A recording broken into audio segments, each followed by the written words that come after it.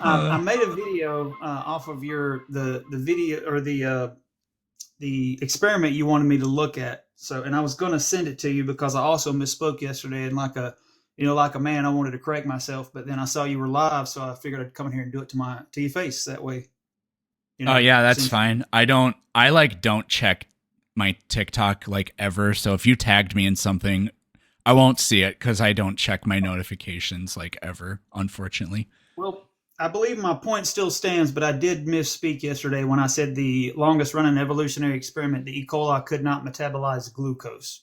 They can, it's just not at Right. the same rate after they can do it in.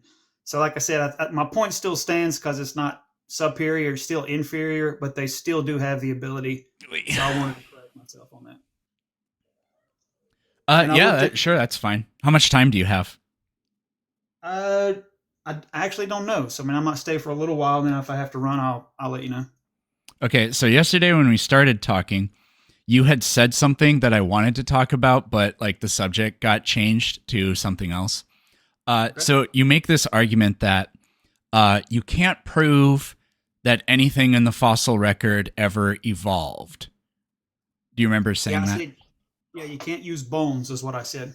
Yeah. You have to So be able to prove that that bone did something. I could make an argument that that bone is the last of its lineage and it didn't have any children. yeah, you could do that, and that does happen. There are things called end branches on the tree of life, like placoderms and pterosaurs and ichthyosaur. Like we know of all kinds of them, but you absolutely can prove, in the scientific sense, that something in the fossil record is both a product of evolution and also has descendants that lived on too. So by prove, in the scientific sense, that just means find evidence for. Now, there are weak proofs predicated on not much evidence, but then there are extremely strong scientific proofs that are predicated on a lot of evidence. And the key thing is that evidence comes from a bunch of different disciplines, but all of the evidence, even across different scientific fields, all says the same thing. To call that a mere coincidence, I don't think is super tenable. So Let's see. I'm just gonna ask if you get what I mean so far. Yeah, I kind of see where you're going, and Okay. I wouldn't say that it's illogical. If you see a monkey that's fossilized and it looks just like the monkeys today, then I don't think it's illogical to say that that monkey is a descendant of regular monkeys today. I don't think that's illogical. But if you're going to say like the example, I don't know if you used it or someone else used it, that we know that dolphins evolved from horses because we know their nose moved up on top of their head, like was brought up yesterday. That's just simply shapes, and no, that you cannot prove that that lineage of something that we don't see today. Because if we see it today, then that's a logical argument. If we don't see it today, then I could just as easily and just as logically, if we're both being fair, I could say that's the end of that lineage. Um. Okay. Like I hear what you're saying, but I super don't agree, and it takes a little bit of time, but I can get you through this. First of all, nobody says that whales evolved from horses. Um, Horse That evolution was and the whale specific evolution example brought up are yesterday. different. Well, if somebody said that, then they misspoke, and people misspeak. But whales evolved from a hoofed animal, but it's they're not even very closely related to horses, actually. So You're going to bring up Ambulocetus?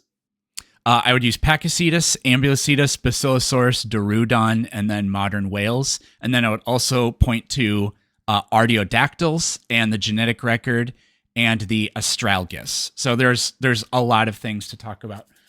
I wish I could pull up some pretty pictures, but I think that I should be able to get some of them here. I'll just have to get creative with my Googling.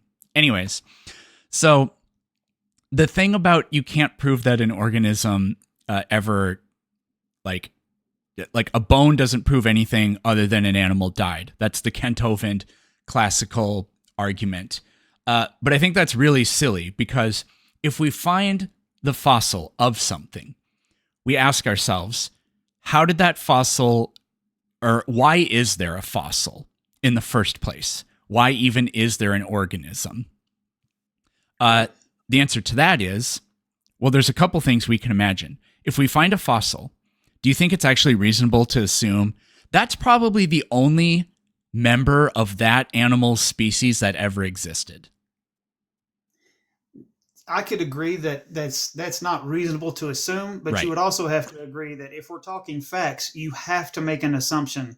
You have to assume that bone had children and that had children that lived. You don't have to assume it about that one. So, and it's kind of already uncovered here. So, no, nobody would think it's reasonable that if we find a fossil of an organism, that's the only one that ever existed. Instead, it's a member of a species.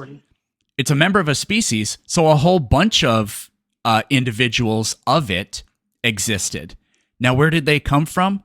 Mommy and daddy making babies, right? In the case for animals, most animals, I guess. Right. When you say things like nobody, that's an argument from majority. When you just stated somebody, like Kent Hovind just absolutely disagrees with you. So I'd kind of stay away from arguments from majority. Well, Kent Hovind is a nobody, first of all. But anyways. Okay, you're still using an argument from majority, brother. It's a logical fallacy. It's only a logical so logical fallacies are just ways of pointing out that a deduction, like a deductive argument, doesn't necessarily follow. Okay, well then I'll use if I say the vast majority of scientists agree on something, I'm not being fallacious. That's not fallacious at all to do that. At one point in history, did the vast majority of scientists believe that the Earth is flat? No. Yes. Not all of them, but yes. A majority of them. Your Bible says it's flat, but scientists never thought that. It was a very common belief in the pre-scientific age, but proto-scientific early Greeks demonstrated that the Earth is a sphere pretty convincingly. But anyways. Well, then let me change the argument. If they believed it was flat, would that mean that was truth? That's what we call an authority argument. That's another logical fallacy. Arguments from authority are fallacious if the authority has if the person claiming authority actually has no relevance to the topic. Okay, so if you say this guy that's a PhD proved that the Big Bang isn't true, but he's a dentist, then that is a horrendous and accurate example of an argument from authority. But anyways, I just want to talk about the bones here. And so, I think you're a very educated person. I had a great conversation with you yesterday, but you're now defending things that are absolute logical fallacies. So if we're going to use logical fallacies, everybody agrees with me and you're wrong, I win. I'm not defending fallacies. I'm describing to you when something is and isn't a fallacy. Well, if I did not use logical fallacies on you yesterday, which I did not use, if I'm going to grant you the ability to use a majority, which is a logical fallacy, then I'm going to appeal to the biggest majority and say God, and I don't think you would like that very much. God's not a majority. Authority. I used the majority at first. Now I'm using authority. So if we're going to use an authority argument, an argument from authority, which is a logical fallacy, then I'll say God did it, and I don't think you would agree with that very much. So I would like that we stay away from logical fallacies. If I'm appealing to scientists, I'm not making an argument from authority. If you want to understand something about the natural world, science has the most unprecedented successful track record of that. And the most jacked up track record on both sides. They might know a lot too, but they mess up more than they know. Your book says the Earth is flat, so like who's? No, it doesn't. My book does not. No, it literally does. No, it literally doesn't. That's not what it's referring to when it says that. But I don't want to get into a biblical argument with you. I mean, okay. Let me grab it. Let me grab something real quick. After more than 1,000 debates, I've compiled all the knowledge you need to debunk the arguments you hear from my guests into a book. Rational Answers to Stupid Questions covers evolution, the Big Bang, creationism, flat Earth, and more. Order using the link below, and I will personally sign and ship you a copy today. But misinformation comes in many forms. My other book, Facts That Aren't True, debunks hundreds of false claims ranging from the human body, history, nature, animal facts, and more. I promise you'll find something in here that you've been wrong about for years. Okay, anyways, getting back to the bones. So we agree that if we find an organism, that organism is one of many, and it gets there by reproducing. So while we can't say with any kind of real certainty if the particular individual we found had any offspring, because it's a member of a population, that means it got there through reproduction. So other members of that group are going to leave descendants behind because that's where it came from in the first place. Now, it is true that sometimes organisms go extinct, but we're not talking, when we're talking about evolution, we're not often talking about organisms that are extinct. We're talking about, especially if we're dealing with fossils, we are asserting, because this is a counter argument used to claim that a certain fossil is a transitional species. So that's really the only time that example is ever used. But anyways, if we talk about whales, which I really actually want to talk about. So we have Pachycetus, we have Ambulocetus, we have Basilosaurus, and we have Dorudon, and then Artiodactyls, and we got to talk about some bones here. So anyways, if evolution's true, then whales are a really interesting example because whales are mammals and all of the other mammals live on land. So that means that whales had to evolve from being a land-dwelling creature to living in the water, right? Yeah, if it was true, that would have to happen. So we got to try to find evidence of that. So we try to look for some transitional forms. Now, with respect to Ambulocetus, let me pull that up here. Ambulocetus, and then we're also going to have Basilosaurus. I want to look at Basilosaurus. Okay, so I fully sympathize with the idea that somebody would look at Ambulocetus right here, and they would be like, that doesn't look like a whale. I 100% agree with you that this does not look like a whale, okay? However, if somebody looked at Basilosaurus, I would actually be like, it would be weird to me if somebody said that wasn't a whale. It just so clearly is, right? This is not my topic. I'll have to say, I'm not educated in the whale evolution. Well, I mean, so far all we're doing is just looking at it and thinking to ourselves, does this thing look like a whale? And it just so clearly does, right? Yeah, okay, I'll give you that. If that's I guess you could say it looks like a whale. Looks like a very long, weird looking whale, but it does have weird proportions, yes. So if Basilosaurus is a transitional whale, then there are key hallmarks it has to have between whatever it evolved from and the way whales are today. And then we also need to see that with Ambulocetus too. So one of the key hallmarks is actually in their teeth. So, man, I'm trying to get a better picture of the teeth. I appreciate it, man. And I'll continue to listen. I'm not going to be able to add too much to the whale conversation, but I will say the reason why I stay away from bones on mine is because at the end of this, no matter what evidence you're going to bring, it's going to be two things. One, it's going to be assumptions because you have to assume when it comes to bones, you have to assume. You can't prove it.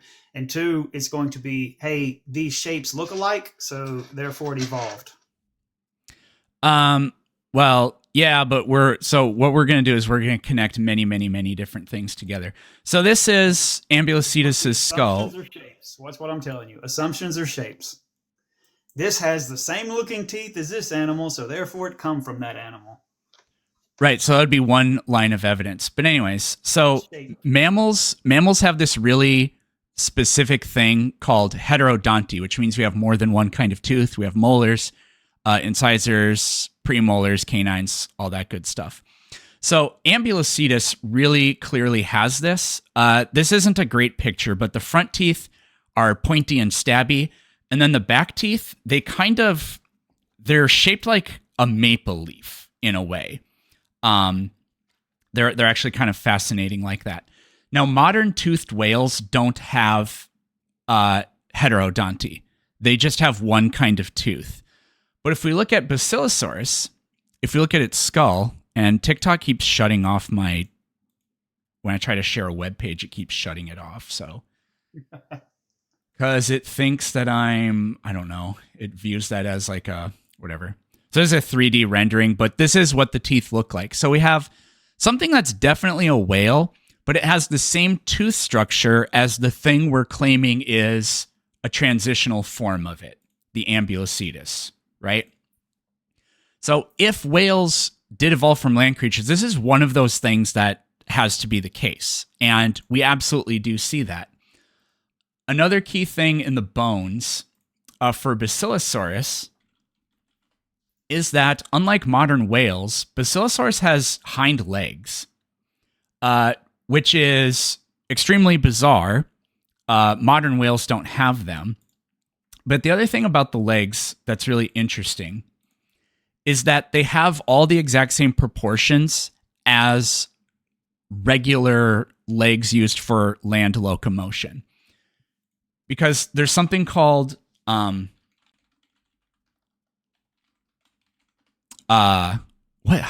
do you call this? I don't remember. There's a term for it. But when a bone gets used for a specific purpose, what happens is the bone gets super highly modified. So whales are fat. We can all agree with that, right? Yeah. So whales have to propel. Now they do quite a lot of it with their tail fluke, but they have so much mass and they use their front flippers for mechanical advantage. So what happens is their arm bones are extremely short and extremely thick. That's what gives them so much mechanical advantage. It's the exact same way with moles because they burrow into the dirt. So moles have really that picture is tiny. Moles have really strong, really thick. Yeah, it's cutting it off for some reason, but moles have really strong, really thick arms. But then their legs are just these puny little things. So we see in Basilosaurus, its hind legs aren't being modified for any particular purpose. They're just getting smaller so they can get out of the way, right? So those are two extremely important things. But then the final thing here, this takes a little while, but we're almost there. Let's see if I can find a good picture of it.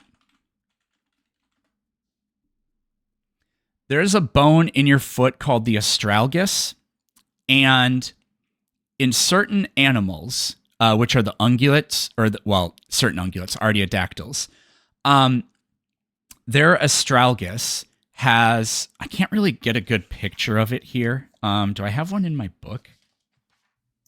Yeah, here, let me see if I can. Eocene whale okay, let me look this up real quick. Eocene whale talus.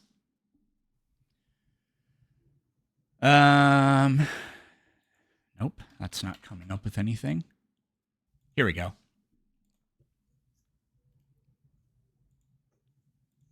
Okay, so modern whales, today's living whales, don't have these bones at all. The only bones they have in that region, they have some of their hip bones still, but they don't have any leg bones anymore. But Basilosaurus still does, and what we find is it has this really specific arrangement for it's the talus bone, but they also call it the astragalus, whatever, where it has two articulating ends. Now, the only other animals that have that are even-toed ungulates. That's why it says, so pronghorn antelope is an example of that.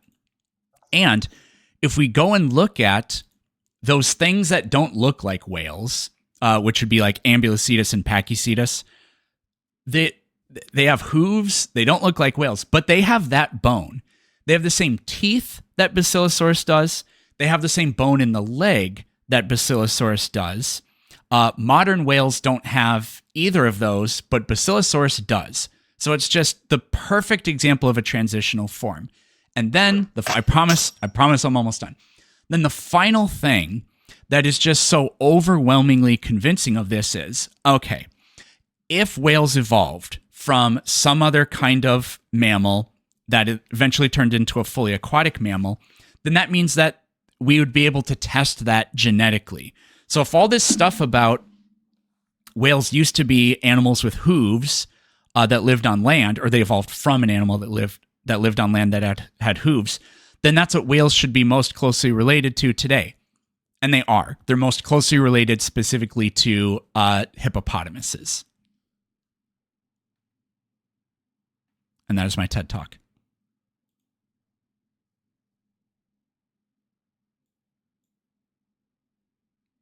Are you muted? Oh, yeah. Wait. Yeah, you're muted. I didn't mute you, but you're muted. I know. I'm sorry. I was talking to my daughter. My dogs went crazy, so I didn't want to start talking while they were barking on top of this. But at the end of the day, just like I said, that's an impressive slideshow you did there. But one, we have to make some assumptions. We have to assume that bone had children. And then two, we have to... Hey, they are going crazy. Yeah, I had my daughter. She's getting me something here so I can use it as an example. Thank you. Now, I don't have a spork with me, but I want you to imagine something. I've actually found the evolution of a fork. You see, it actually started off like this, okay? And then for training purposes, and I apologize, I don't have a spork, but I want you to imagine now I'm holding up a spork. Right. And you see it's got the smooth edges. It's half spoon, half fork. Ridges, and the ridges, you know, it allowed the spoon to evolve farther. And then finally it finished with a fork.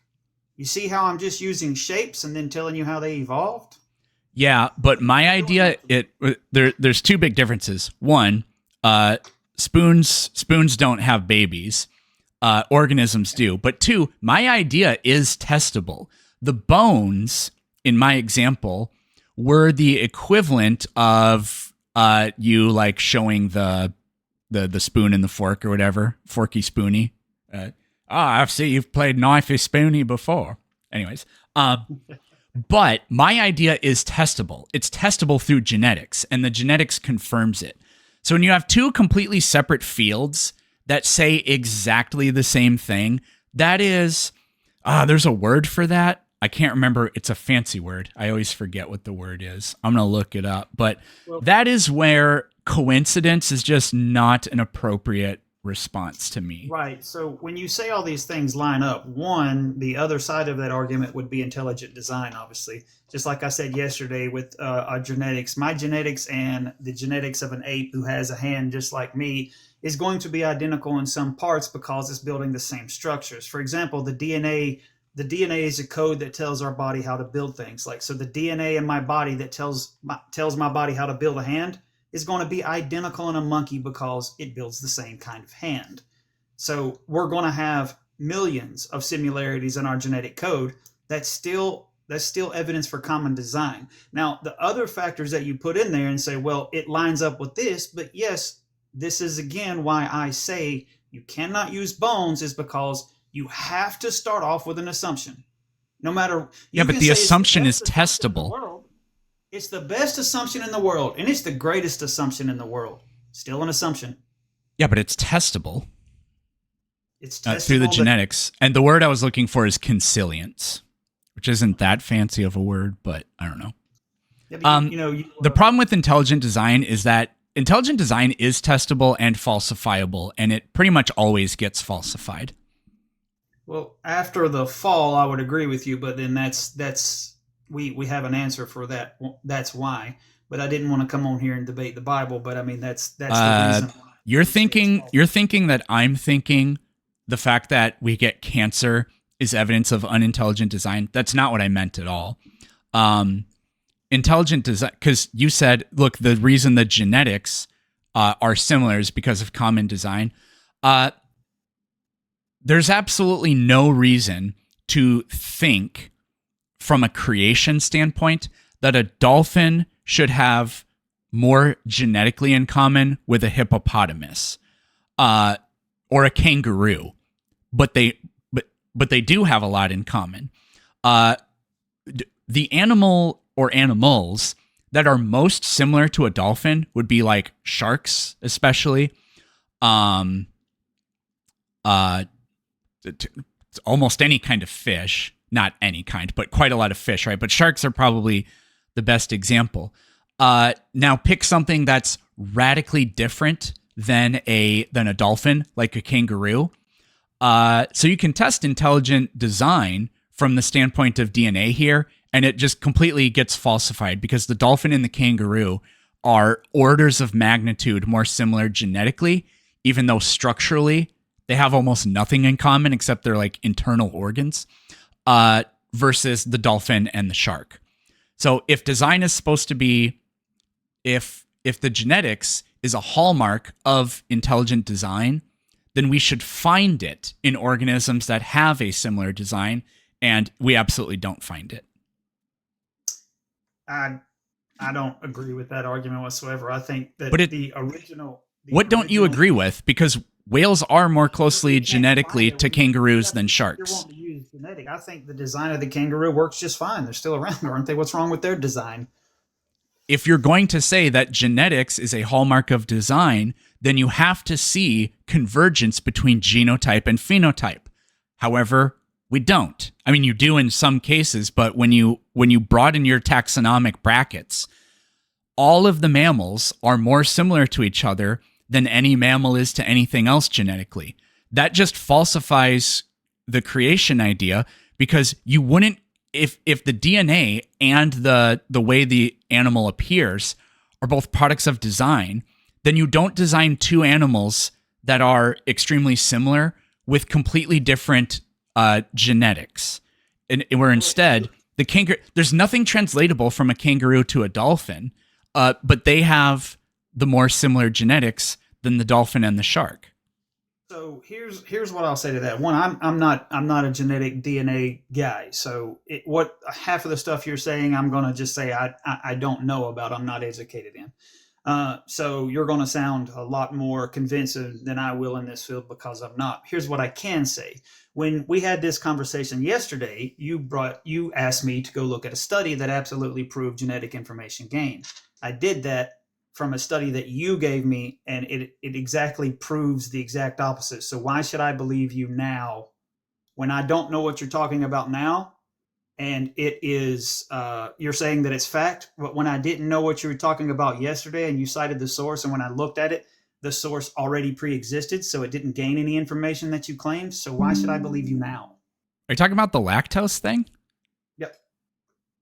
They deleted the gene for metabolizing lactose from the bacteria, and then it regained the ability to they got rid of the entire lac operon from the bacteria, and then it regained the ability to digest it. So that's where you're right and you're wrong in the same. Do you know that it already had another gene called the EBGA gene, and it already had the ability to digest lactose? So what happened was they removed the LACZ gene. You are correct, and they believed they didn't know at the time what they thought, that the EBGA gene was completely dysfunctional, basically. So they removed the LACZ gene, and this thought that they removed the entire ability for it to digest lactose. But the EBGA gene remained, and it does have the ability to produce or to digest lactose. All granted, it is inferior. So most of the bacteria, the EBGA gene could not digest enough lactose to keep the E. coli bacteria alive. So most of them died out. Although there was a small population that had the EBGA gene to digest lactose that was able to stay alive, and then that trait got encouraged. So there's no new information there. It did it through information loss, which is what I predicted yesterday. So I looked at the study you provided, and the gene that they left in there absolutely has the ability to digest lactose, and then it just got encouraged. Well, that, even if that was the case, that wouldn't be a loss of anything. That would be a gain. When I say lost, it lost the LACZ gene. Now, granted, yeah, we took it out. We pulled it out, but then that caused the EBGA gene, which was already there, to have to work harder, and then through selection, we encouraged the trait that already existed. So there's no new information there. That's the study you asked me to look into, which I If did. the gene mutates and now the bacteria has the ability to digest lactose, where normally the beta galactosidase, however you say that, if the organism changed by, how do I say this? The organism has to evolve somehow. Like if its DNA is changing, it's evolving. And the only way for this gene, this EBGA gene, which normally has virtually no activity with lactose, even if that gene mutate or compensated to be able to help the bacteria digest lactose, that's only if the gene changes. It has to mutate. That is adding information, and that is evolution through new information. Even if we're going to say it's a modification of a gene that's already there, that's still new information. And this is where we're going to disagree like we did yesterday, when you're going to claim that a duplication of something is new, and then I'm going to say no, and then you're going to use the example of new information of if I change the word in a paragraph, is it new information? Well, my point is, and I can ask you very simply, did the EBGA gene have the ability to digest lactose, yes or no? And the answer is yes. So when they removed the LACZ gene, they did not remove the ability for the E. coli bacteria to digest lactose. It just inhibited it. And then when the only ones that were left alive were alive because they had the EBGA gene that was still able to produce enough for it to stay alive, they just encouraged that trait, brother. I mean, you can dance all around it any way you want to, but that is the study that you asked me to look into, and it absolutely disproves your point. I don't think it does, because what I'm reading says in bacteria that still have the LACZ gene, EBGA does not digest lactose at all. It doesn't produce any enzymes that help in the for the metabolization or whatever of lactose. When they got rid of the other one, this gene, it either got overexpressed, maybe some transcription factors duplicated and then caused it to be overexpressed or whatever. But now it does do that job. It's kind of like a compensatory mutation, essentially. Does the EBGT gene have the ability to digest lactose? Yes or no? Because one time when you read it, you said if the bacteria still have LACZ, this is telling me that it doesn't. It virtually doesn't. So you got to watch the wordings and you got to cross-reference, because the people that are trying to show that their study is the correct one, they're going to, and I agree with you, they're going to say it's evolution just like you are, no matter what. But well, if it changes, that's evolution. Yeah, and that's where we're going to disagree. But if you just type in regular, does just normal EBC, what I'm saying it all over the place now. Does it have the ability to digest lactose? And the answer is going to be yes, although it is very small. That's my point. It already had the ability to do it before the LACZ gene was removed. It just didn't have to, because the LACZ gene was doing it. That didn't mean that it didn't have the ability at all. So this is cut off a little bit, but this is I don't know if this is the study, but it's a study. Wild type EBG beta galactosidase encoded by EBGA is a catalytically feeble enzyme that does not hydrolyze lactose or other beta galactosidase efficiently enough to permit growth on those substrates. Efficiently. So it does still have the ability. It just doesn't do it efficiently. It still has the ability. It's just not very efficient. You know what makes it more efficient is when you remove the primary source of it, and then it's forced to do all of it by itself. That's why the majority. Well, no, not necessarily. The bacteria could just have easily have just simply gone extinct. There's no reason for that gene to overexpress. Yes, it is. That's what you're pushing it to do. That's exactly why it would overexpress. No, that's Lamarckism. You're doing orthogenesis now. It has the ability to digest lactose. It already had that ability, and now it didn't have to carry the weight before because it had another gene doing it. That gene was removed, and now it's the only one doing it. Most of the E. coli bacteria died out because it couldn't produce enough. Just like you and I are different body shapes and types. So you might be then why didn't all of the more food than me. So you just disproved intelligent design again?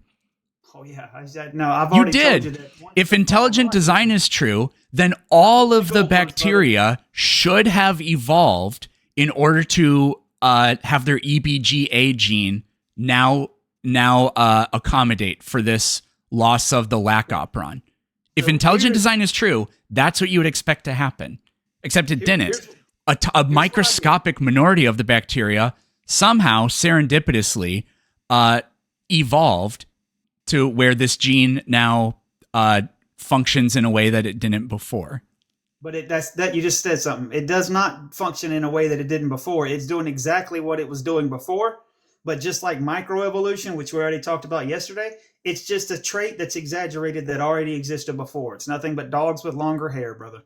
Now, here's what I did. I come in here and I told you, hey, brother, when I said something yesterday, I misspoke. I do believe that my premise was still the same, but I misspoke. Here's what I'm also doing. You gave me a study to look at, and you said that it was absolutely genetic information gain.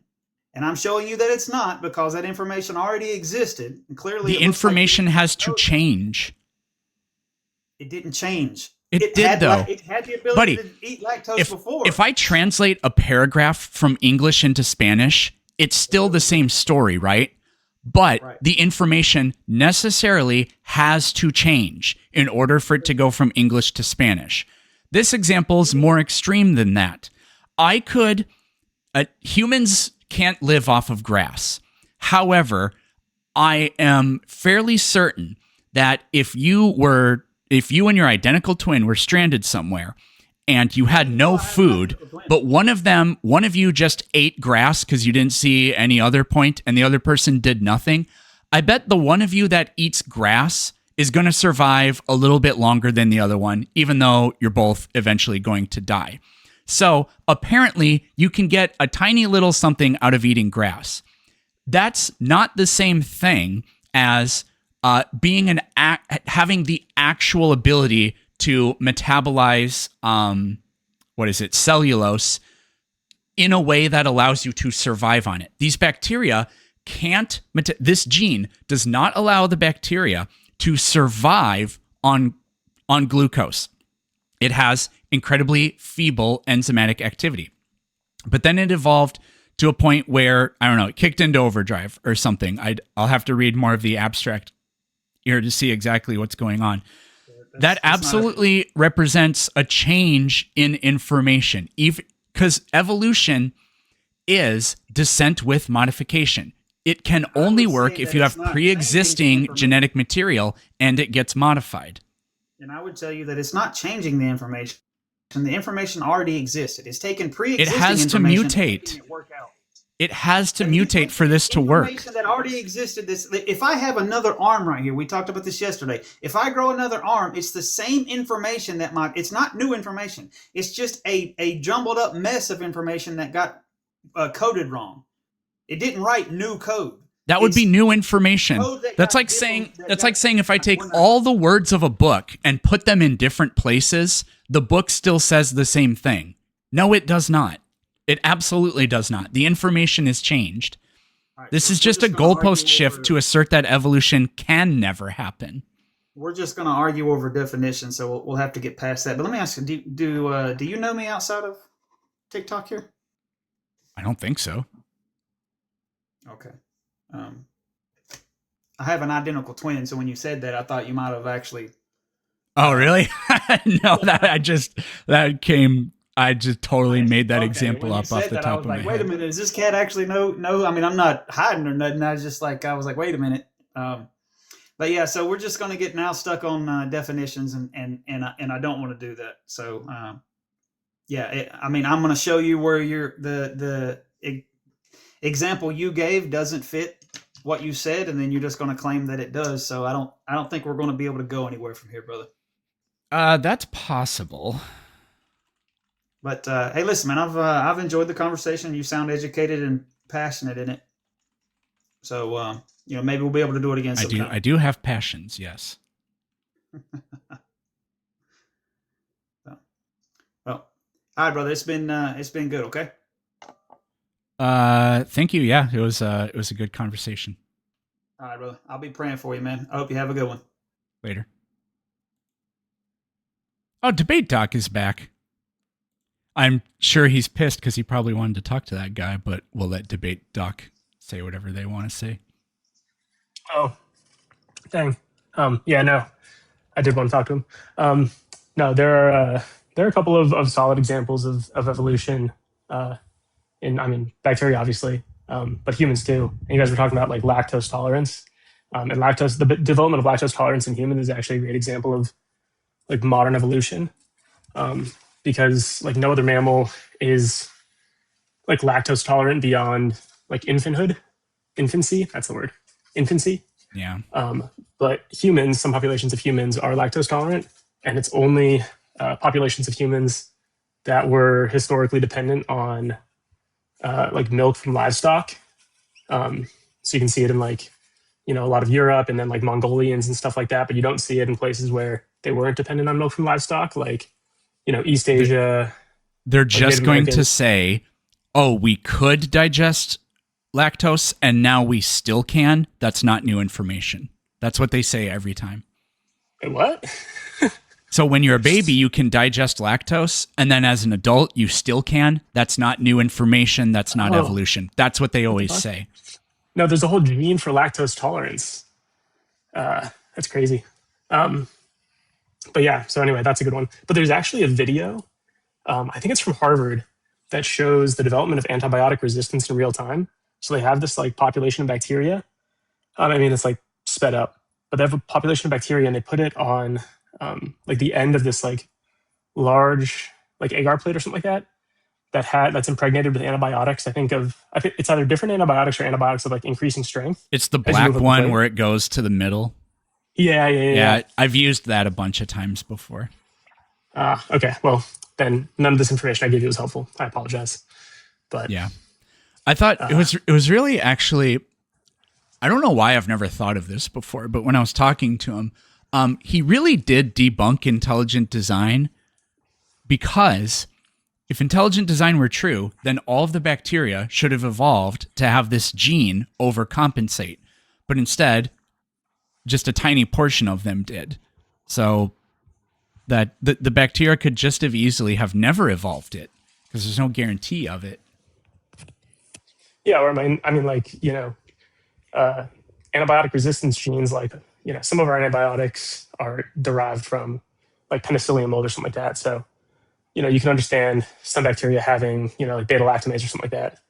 And that being kind of like a natural thing. But some of our antibiotics are like entirely synthetic. So why would these bacteria be designed with these, resistance genes to something like vancomycin, for example, right? This like synthetic antibiotic makes no sense. Because God is omniscient, so he knew that would happen. Boom. Fair enough. They got an answer for everything. But like, I don't think that existed, prior to our development of vancomycin. So I guess it was just latent somewhere out in the ether. But that might be a decent one. But I guess if they've got a retort for everything, then So apparently in that study, he he brought. Well, I brought up this. What's really fun. I'm actually super glad that he came up, because I've been aware of that study for years, but I actually haven't been able to find it for some reason. I read about it in a book, but the book didn't give like a citation for whatever reason. So then by Googling this, I actually found maybe it's been done more than once, but I actually found it. So this is saying here, the genetic sequence of the EBGA gene, which is the one that was still there, that was too weak, but now allows them to live off lactose, is actually 50% different at the DNA level from the wild type version of that gene. And it is only 33% identical at the amino acid level. So So yeah, clearly some evolution of that gene. That shows these are homologous but distinct genes, not duplicates of one another. Well, it's a mutated version of the gene. Yeah. So, yeah, I mean, if I replaced all the letters in a sentence one by one, eventually it just becomes a completely new sentence, but you'd have to argue. What I love to do with this, do I have text on here? Yes, I do. It currently says my rebuke counter. I'm going to change this. This is my favorite example to use. I did like his Lamarckian evolution idea. Yeah, they just great. Struggled enough until it got better. Each individual bacterium. All right. Do these two things mean the same thing? Oh, YouTube, you can't see this. No. No, these are radically different. She enjoys laughter and he enjoys slaughter mean completely different things. But you know what's awesome about this? All I did was take the S and move it from there to there. It's the same it's not new information, right? Yeah, I mean, same letters just rearranged slightly differently. It's not new information, except this means something completely different. And when we have mutations to genes that can gain new functions, that's a change. And this video and all my videos is on my Patreon ad-free, and you can get a free copy of my first book by being a member too. Plus, your name will appear in the end credits. Thank you.